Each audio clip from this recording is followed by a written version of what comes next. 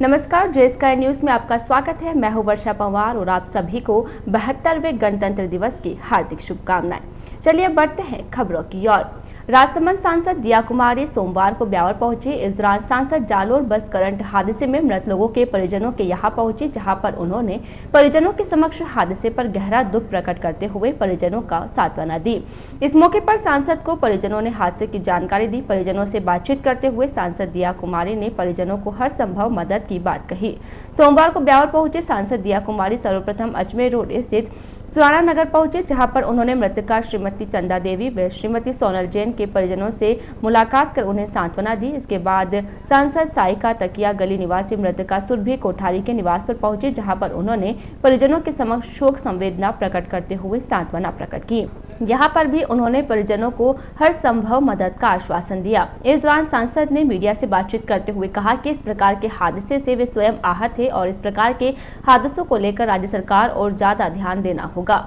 सरकार को चाहिए कि इस प्रकार के हादसों के लिए जिम्मेदार अधिकारियों को हिदायत देते हुए उन्हें निर्देशित करे। हादसे में अकाल मौत का शिकार हुए परिवारों के लिए केंद्र तथा राज्य सरकार से अधिक मदद दिलाने का आश्वासन दिया।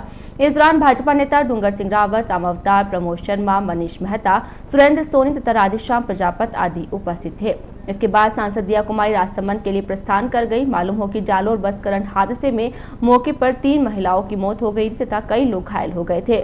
उक्त हादसे में लोकाशाह नगर ब्यावर निवासी श्रीमती तारा देवी, धर्मपत्नी स्वर्गीय लक्ष्मण सिंह कोठारी गंभीर रूप से घायल होकर अहमदाबाद में उपचाररत थी। जानकारी मिली है कि श्रीमती तारा देवी का भी अहमदाबाद में उपचार के दौरान मौत हो गई है।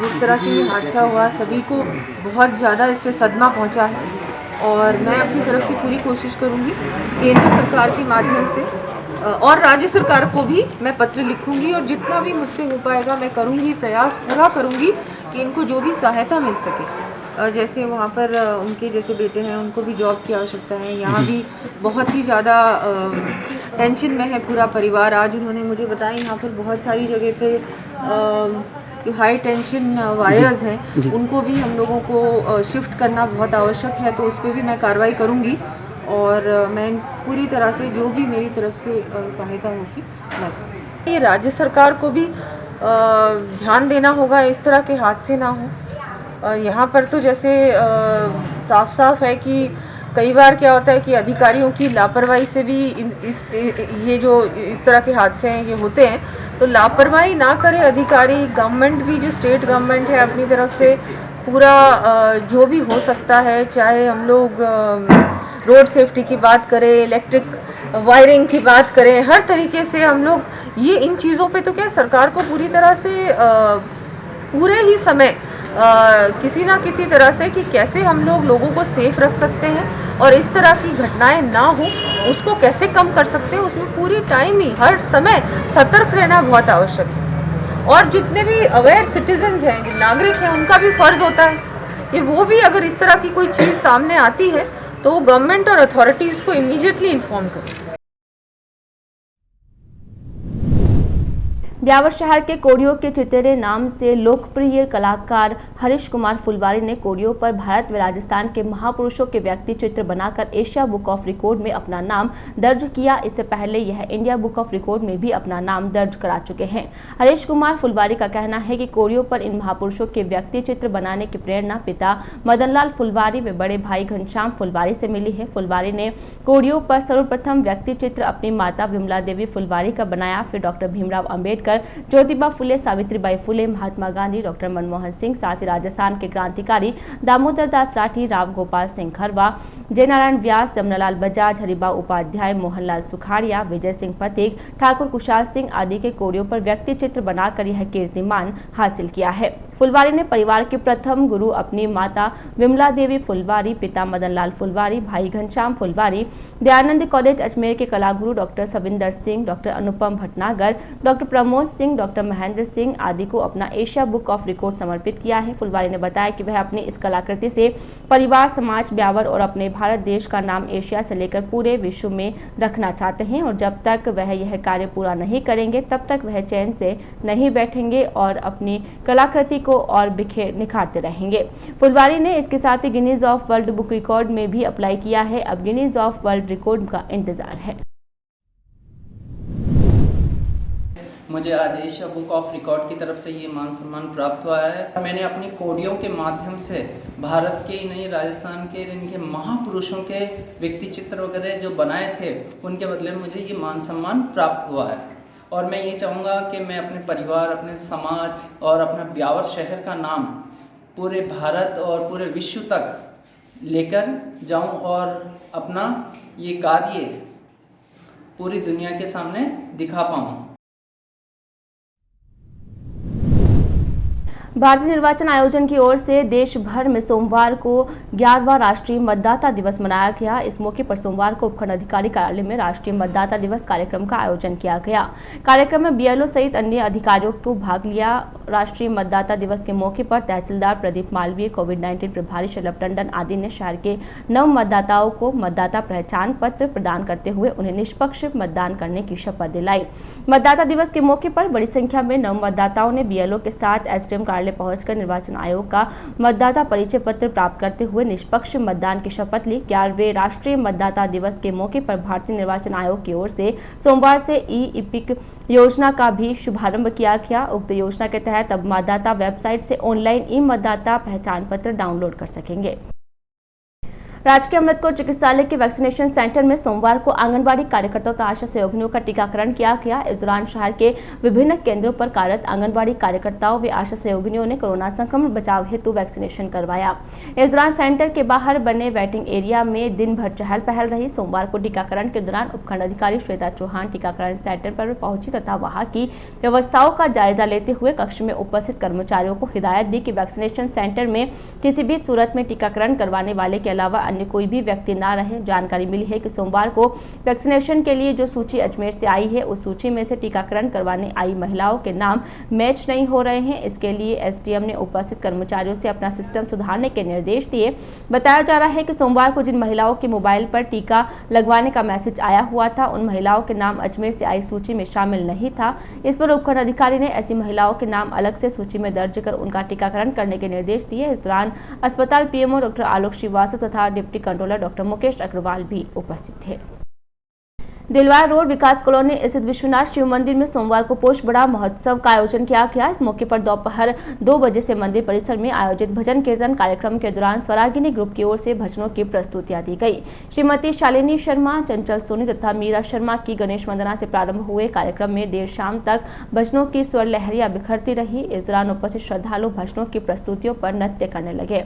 ग्रुप की भजन गायिकाओं ने श्याम बाबा, माताजी, भैरोजी तथा बाबा भोलेनाथ के एक से बढ़कर एक भजनों की प्रस्तुतियां दी। शाम 5:30 बजे पंडित हनुमान प्रसाद पारिक ने भगवान को पोष बड़े का भोग लगाकर आरती उतारी तथा इसके पश्चात प्रसाद का वितरण किया गया। कार्यक्रम में पार्षद माया यादव, मंदिर समिति के यादव राज कुमावत, किशोर अग्रवाल, शंकर यादव, सुधीर जोशी, जगदीश कुमावत, ओम सिंह निर्वाण, सत्यनारायण खंडेलवाल, गोपाल कृष्ण सिंगल तथा हरप्रीत पारिक आदि उपस्थित थे। सदर थाना क्षेत्र के पीपलाज स्थित होटल साहिल के समीप से 2 दिन पूर्व एक ट्रक चालक एवं खलासी का कुछ बदमाशों ने अपहरण कर लिया। अपहरण के बाद ट्रक मालिक को फोन करवाकर करीब 30 लाख रुपए की फिरौती की मांग की है। ट्रक मालिक ने जरिए हवाले के 17 लाख रुपए देना भी स्वीकार कर लिया, लेकिन मामला सामने आने के बाद जिला पुलिस की स्पेशल टीम ने अपना जाल बिछाकर अपहरणकर्ताओं को धर दबोच कर चालक एवं खलासी को सुरक्षित मुक्त करवा लिया है। मामले की खास बात तो यह है कि ट्रक में प्रतिबंधित खेर की लकड़ी भरी हुई थी, जिसे बदमाशों ने चंदन की लकड़ी समझकर चालक एवं खलासी का अपहरण किया।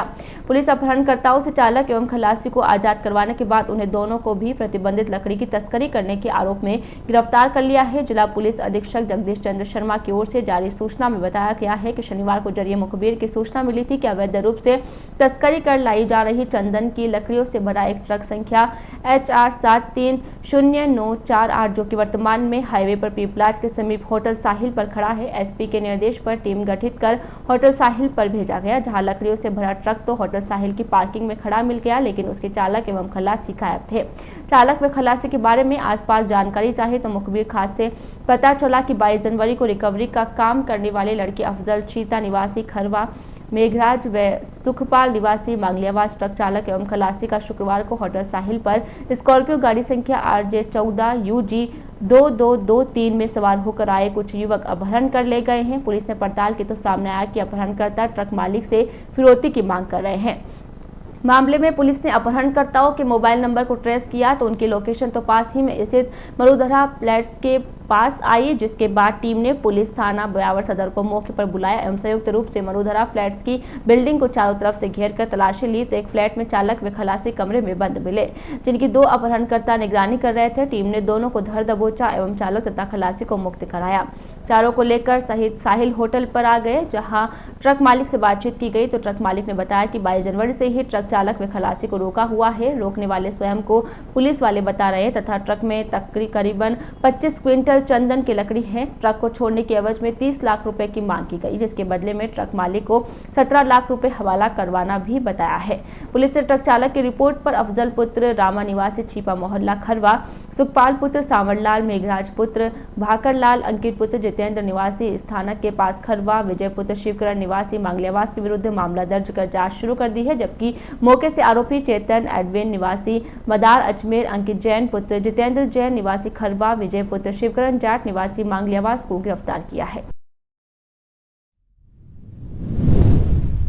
सूचना मिली कि बेंगलोर से एक ट्रक जिसमें अवैध लकड़ी भर के रवाना हुए थे, उन लोगों को खरवा में कुछ लोगों ने बंधक बना रखा है और ट्रक एक होटल के सामने खड़ा करवा रखा है। उनसे पैसों की डिमांड कर रहे हैं।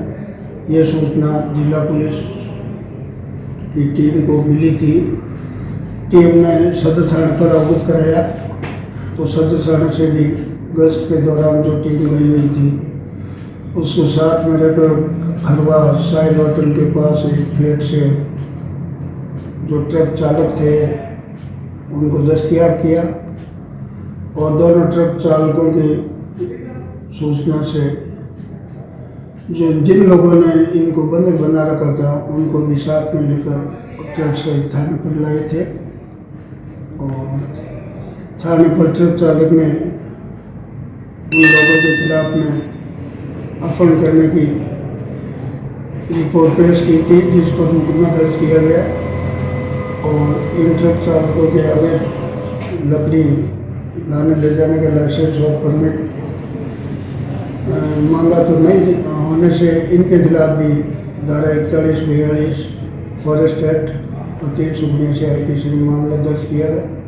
बंधक बनाने वाले लोगों का 5 दिन का पुलिस रिमांड लिया गया और इनका 1 दिन का रिमांड लिया गया। ब्यावर विधानसभा यूथ कांग्रेस विधानसभा अध्यक्ष व पार्षद भूपेंद्र लाल पंवार के नेतृत्व में कांग्रेस कार्यकर्ताओं ने चांगेट स्थित कुमारनंद सर्किल पर विरोध केंद्र सरकार की ओर से बढ़ाई जा रही पेट्रोल डीजल की कीमतों को लेकर प्रदर्शन किया। कार्यकर्ताओं ने भैंस के आगे बीन बजाकर एवं काले रंग के गुब्बारे उड़ाकर विरोध किया। प्रदर्शन के दौरान यूथ कांग्रेस पदाधिकारियों ने बताया कि एक तरफ देश का युवा बेरोजगार बैठा है व देश की श्रमिक ने इस कोरोना काल में अपना रोजगार तक खो दिया है, फिर भी केंद्र की ओर से लगातार पेट्रोल एवं डीजल की दरों में वृद्धि की जाकर अतिरिक्त बोझ डाला जा रहा है। रविवार को युवा कांग्रेस द्वारा प्रदर्शन के दौरान भैंस के आगे बीन बजाकर व आकाश में काले गुब्बारे छोड़कर कुंभकर्णी नींद में सो रही केंद्र सरकार को जगाने का प्रयास किया। साथ ही केंद्र की हर धर्मिता के खिलाफ जमकर नारेबाजी की। कार्यकर्ताओं ने बढ़ी हुई पेट्रोल कीमतों को वापस लेने की मांग की है। इस दौरान प्रदेश युवा कांग्रेस सचिव नितेश यादव, पार्षद राजेंद्र तुनगरिया, राकेश साहू, प्रतिनिधि अजय स्वामी, पूर्व पार्षद गणों में संपत्ति देवी बोहरा, नवल मयंक, पुखराज यादव, नारायण मेहरा, वरिष्ठ कांग्रेसी जगदीश सिंह राठौर, रतन सिंह हेजू, भंवरलाल वैष्णव, माणक चंद बोहरा, शंभू यादव, शैलेश शर्मा, लोकेश बोहरा, बालूराम सेन, प्रहलाद सेन, अशोक साहू, राजेश यादव, मनोज खूबचंदानी, हिमांशु शर्मा, शैलेंद्र साखला, यूथ कांग्रेस पदाधिकारियों में भगवान दास पालाड़िया, जोगेंद्र हेजू, जगदीश मेघवाल, कन्हैयालाल मेघवंशी, अजीत रतनपुरा, नरेंद्र पड़ियार, प्रकाश मेघवाल, फिरोज अली, प्रिंस शर्मा, गोपाल साखला, एडवोकेट महेंद्र सिंह राणावत तथा नरेंद्र बोहरा सहित अनेक कांग्रेसी मौजूद रहे। युवा कांग्रेस ने आपको ज्ञात हो हर 3 दिनों में इस सरकार केंद्र सरकार द्वारा 30 पैसे से लेकर 50 पैसे की बढ़ोतरी की जा रही है और हाल ही 12 दिनों में इन्होंने 7.5 रुपये बढ़ाए।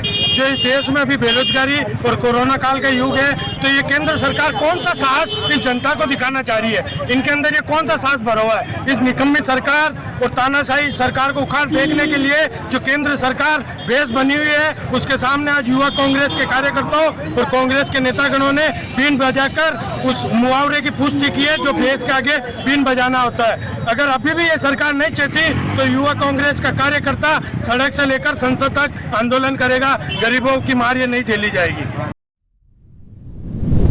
ब्रेक के बाद स्वागत है आपका। रविवार को ब्यावर शहर राममय हो गया। कहीं वाहन रैली तो कहीं रथ यात्रा का आयोजन हुआ। प्रभु श्री राम के गगनभेदी जय घोष से शहर का वातावरण गुंजायमान हो गया। हाथों में भगवा पताकाएं लहराते हुए भक्तों ने उत्साह के साथ भाग लिया। सह प्रचार प्रमुख सुमित सारस्वत ने बताया कि श्री राम मंदिर निधि समर्पण अभियान के तहत रविवार सुबह शंखेश्वर मंडल की ओर से विशाल वाहन रैली निकाली गई। विश्व हिंदू परिषद के केंद्रीय मंत्री जुगल किशोर शर्मा ने भगवा पताका लहराकर रैली का शुभारंभ किया।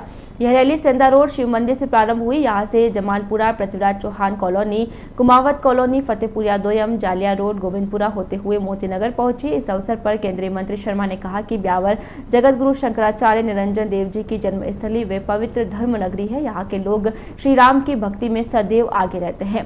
कार सेवा में भी बिहार के भक्तों ने अहम भूमिका निभाई थी। अब अयोध्या में भगवान श्री राम का भव्य मंदिर बनाने के लिए राम भक्त घर घर जाकर समर्पण निधि संग्रह कर रहे हैं। पूरे शहर में उल्लासमय वातावरण है। यह निश्चित है कि ब्यावर निधि समर्पण में अग्रणी रहेगा। जन्मभूमि पर बनने वाले मंदिर में इस शहर की अहम भागीदारी होगी। मंदिर बनने के बाद जब दर्शन के लिए जाएंगे तो खुद को गौरवान्वित महसूस करेंगे। इसी तरह आजाद मंडल की ओर से मसूदा रोड व दिलवाड़ा रोड क्षेत्र में विशाल वाहन रैली निकाली गई। यह रैली लोहिया बगीची शिव मंदिर से प्रारंभ होकर बसंत कॉलोनी, दादीज कॉलोनी, हीरानगर, अभिषेक नगर, दिलवाड़ा रोड क्षेत्र से गुजरी। इसी प्रकार रविवार शाम वार्ड संख्या 41 में श्री राम रथ यात्रा निकाली गई। संत केवल राम स्नेही ने प्रभु श्री राम का पूजन कर यात्रा का शुभारंभ किया। संत ने कहा कि श्री राम हमारे आराध्य देव हैं। उनके मंदिर निर्माण में हर व्यक्ति को समर्पण करना चाहिए। कॉलेज लिंक रोड से प्रारंभ हुई रथ यात्रा में राम भक्तों ने संकीर्तन करते हुए विभिन्न क्षेत्रों से भ्रमण किया। मार्ग में जगह जगह भक्तों ने अपने घरों के बाहर आरती व पुष्प वर्षा कर यात्रा का स्वागत किया। कार्यक्रम में प्रेमनगर, महावीर कॉलोनी, हीरानगर, गोपाल नगर, जालिया रोड व अन्य क्षेत्रों में मातृशक्ति व युवाओं के साथ क्षेत्रवासियों ने बड़ी संख्या में भाग लिया। कोरोना संक्रमण के बचाव के लिए राजकीय अमृतकोट चिकित्सालय सेंटर पर चल रहे टीकाकरण के तहत रविवार से जवाजा ब्लॉक के पंजीकृत चिकित्सा क्षेत्र के कार्मिकों का वैक्सीनेशन शुरू किया गया है। प्रथम दिन 124 कार्मिकों के टीके लगाए गए हैं। टीकाकरण के दौरान उपखंड अधिकारी श्वेता चौहान ने वैक्सीनेशन स्थल का निरीक्षण किया और आवश्यक निर्देश दिए। बीसीएमओ जवाजा डॉक्टर अमित सोनी ने बताया कि कोरोना महा टीकाकरण अभियान के तहत जवाजा ब्लॉक से कुल 1060 चिकित्सा विभाग से जुड़े कार्मिकों को पंजीकृत किया गया है, जिसमें चिकित्सा अधिकारी, नर्सिंग स्टाफ, मेडिकल विभाग से जुड़े कार्मिक, आशाएं सहायिका, आंगनबाड़ी कार्यकर्ता, सीडीपीओ विभाग के कार्मिक सहित स्वास्थ्य मित्र शामिल है। सभी कार्मिकों को ब्यावर एकेश लाकर टीकाकरण करवाया जाएगा। बीसीएमओ डॉक्टर सोनी ने बताया कि कार्मिकों को अलग अलग ब्लॉकवार टीकाकरण के लिए ब्यावर लाया जाएगा तथा वैक्सीनेशन करवाया जाएगा। रविवार को जवाजा के कार्मिकों का वैक्सीनेशन होने के दौरान एसडीओ चौहान ने भी टीकाकरण सेंटर का निरीक्षण किया, जहां सोशल डिस्टेंसिंग को लेकर आवश्यक निर्देश दिए। उन्होंने मुख्य रूप से टीकाकरण कक्ष में भीड़ नहीं करने तथा प्रवेश के समय समुचित सोशल डिस्टेंसिंग रखने के निर्देश भी दिए। साथ ही टीकाकरण के बाद वार्ड में भी उन्होंने एक साथ कई कार्मिकों के पलंग पर बैठे होने पर नाराजगी प्रकट करते हुए व्यवस्थाओं में सुधार के निर्देश दिए। उन्होंने नगर परिषद प्रशासन को निर्देशित किया कि मौके पर बैठने के लिए उचित व्यवस्थाएं की जाए, जिससे कार्मिकों को भी परेशानी नहीं हो। साथ ही सोमवार से टीकाकरण में सहायक बढ़ाने के भी निर्देश दिए। वहीं दूसरी ओर से एमसीएच विंग में स्थित वैक्सीनेशन कक्ष में राजकीय अमृतकोट चिकित्सालय में पंजीकृत चिकित्सा क्षेत्र से जुड़े कार्मिकों का टीकाकरण की व्यवस्था की गई है, जहां भी रविवार को टीकाकरण किया जाएगा। एनसीसी आर्मी की ए सर्टिफिकेट परीक्षा रविवार को राजकीय पटेल उच्च माध्यमिक विद्यालय ब्यावर में संपन्न हुई। परीक्षा में 3 विद्यालयों के 127 जवानों ने भाग लिया। पटेल के NCC army officer Mukesh Prajapati ने बताया कि सूबेदार जसवीर सिंह एवं प्रधानाचार्य राजेश जिंदल के निर्देशन में आयोजित परीक्षा में पटेल विद्यालय एवं सनातन धर्म दिलवाड़ा रोड के 40 तथा जैन गुरुकुल उच्च माध्यमिक विद्यालय के 47 कैडेट्स ने भाग लिया। प्रजापति ने बताया कि सभी कैडेट्स ने साल भर तक ऑनलाइन परीक्षा की तैयारी कर रविवार को आयोजित ए सर्टिफिकेट परीक्षा में भाग लिया। परीक्षा के दौरान भीलवाड़ा से आए हवलदार नीलम कुमार, नायक Sanjeev Singh, NCC officer Om Prakash Kumawat, NCC officer Chandrakala पथीरिया आदि ने पूर्ण सहयोग किया। कैडेट्स अपनी 2 वर्ष की ट्रेनिंग के बाद यह परीक्षा देता है। वर्तमान में सशस्त्र सेनाओं की भर्ती में ए सर्टिफिकेट परीक्षा पास करने वाले कैडेट्स सबको 2 अंक दिए जाते हैं। एनसीसी ए सर्टिफिकेट परीक्षा आज राजकीय पटेल उच्च माध्यमिक विद्यालय ब्यावर में संपन्न हो रही है। ये 3 स्कूलें हमारे विद्यालय में एग्ज़ाम दे रही हैं। राजकीय पटेल उच्च माध्यमिक विद्यालय, राजकीय जैन गुरुकुल उच्च माध्यमिक विद्यालय और राजकीय सनातन धर्म उच्च माध्यमिक विद्यालय ब्यावर। इनके कुल 127 कैडेट्स आज परीक्षा दे रहे हैं। ये पूरे साल भर ऑनलाइन पढ़ाई की बच्चों ने।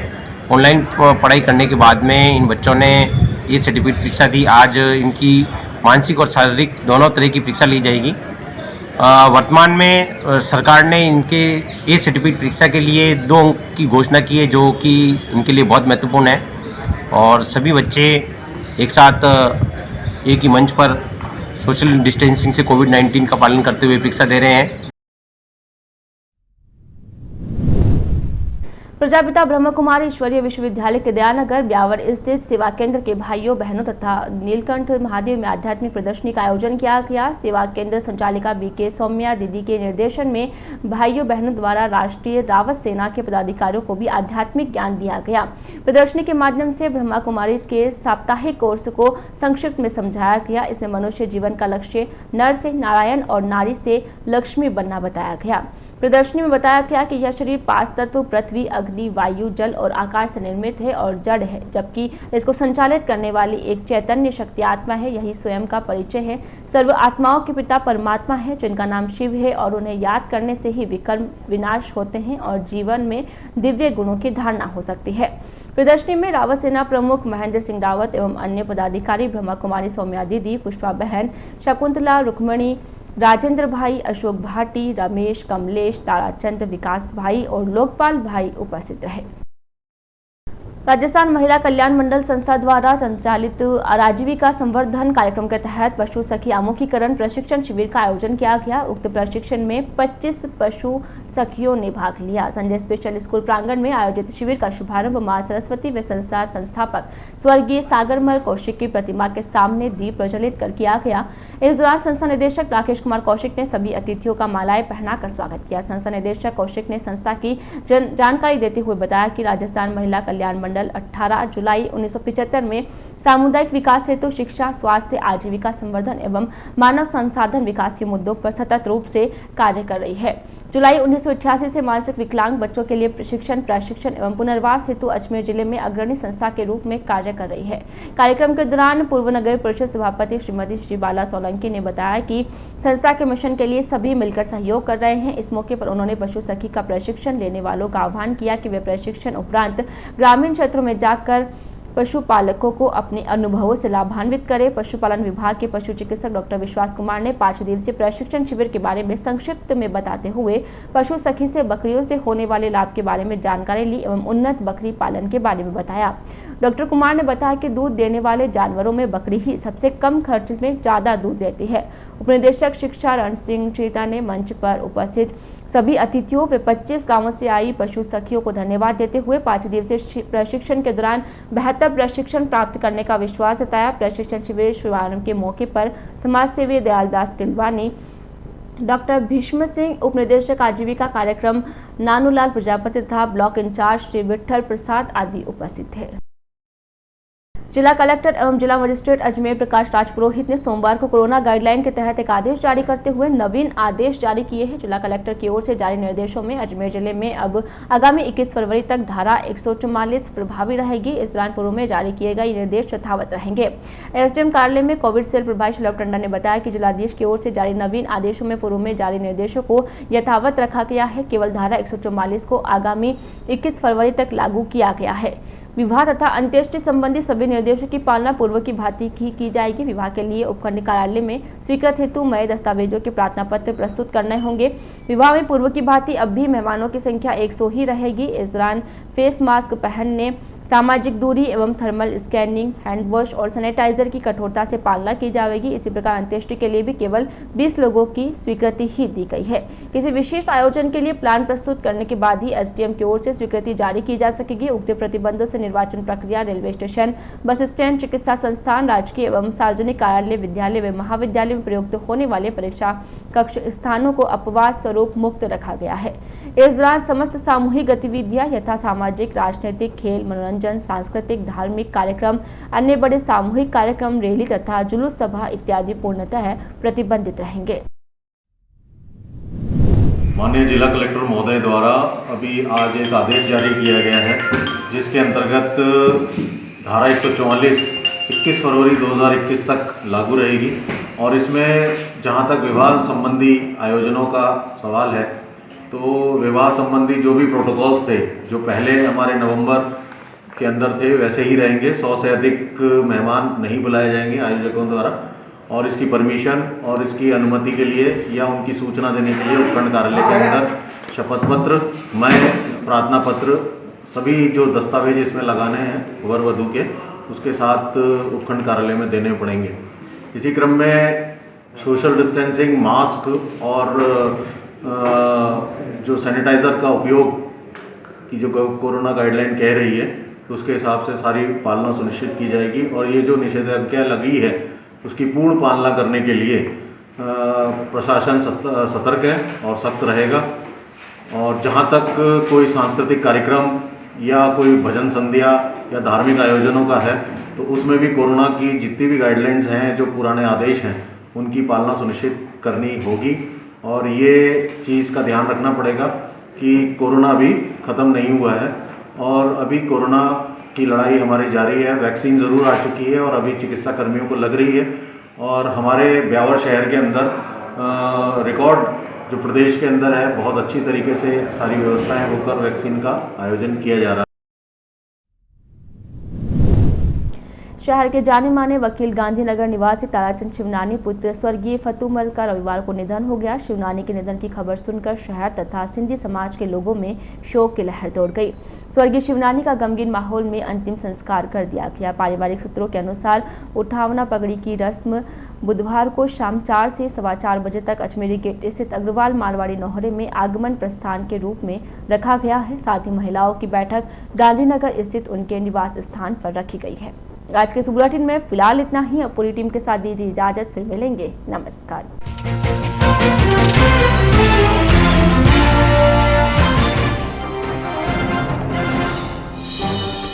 राजसमंद सांसद दिया कुमारी पहुंची ब्यावर। जालोर बस हादसे के मृतकों के परिजनों को दी सांत्वना।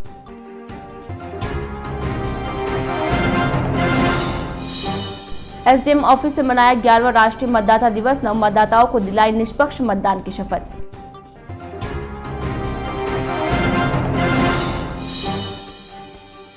बढ़ती पेट्रोल डीजल की कीमतों का विरोध। युवा कांग्रेस ने भैंस के आगे बीन बजाकर किया प्रदर्शन।